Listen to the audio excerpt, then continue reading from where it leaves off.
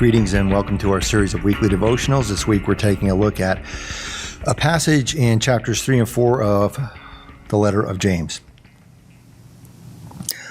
Several years ago, I remember seeing a lecture by a college professor named Randy Pausch, who unfortunately passed away from cancer, but he was telling various life lessons and stories in this lecture.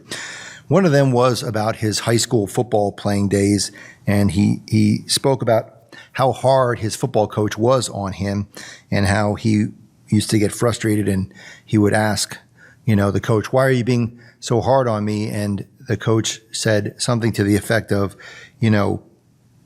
if coaches stop being hard on you, that's when you should worry, because then they've given up.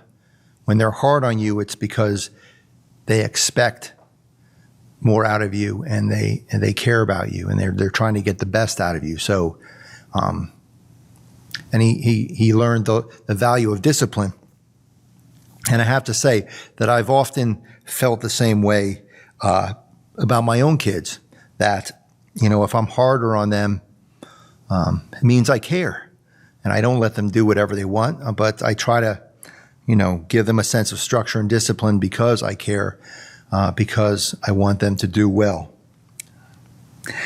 And that's, there's nothing wrong with that. But, I think sometimes we can be a little too hard, not just on our kids, but on others, and especially on ourselves. One of the things I know about myself is that I'm often very, very hard on myself when I make mistakes, when I don't live up to my own expectations.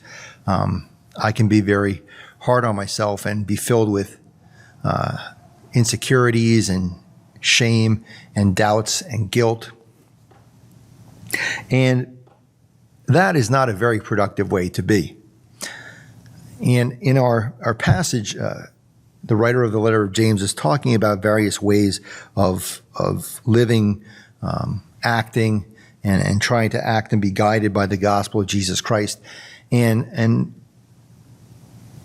today I wanted to just mention one concrete way that he suggests living by the gospel of Jesus Christ in chapter 3, verses 17 and 18.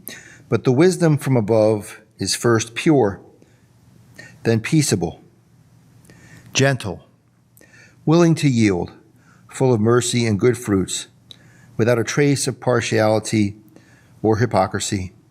And a harvest of righteousness is sown in peace for those who make peace. The advice there from James to his community: be gentle with each other. Be a little more peaceful with each other. Be willing to surrender a little bit. And I have found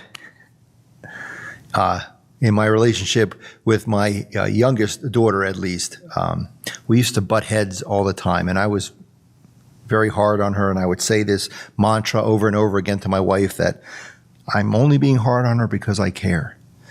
Over the last maybe 2 or 3 years, I've eased up a lot. And I've noticed our relationship becoming much better. Better communication, more affection, and definitely a growing together in our relationship. And I think that comes from a little gentleness.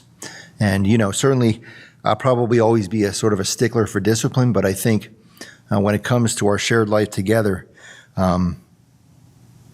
being gentle with each other, being gentle with ourselves, is a good way to go. Amen.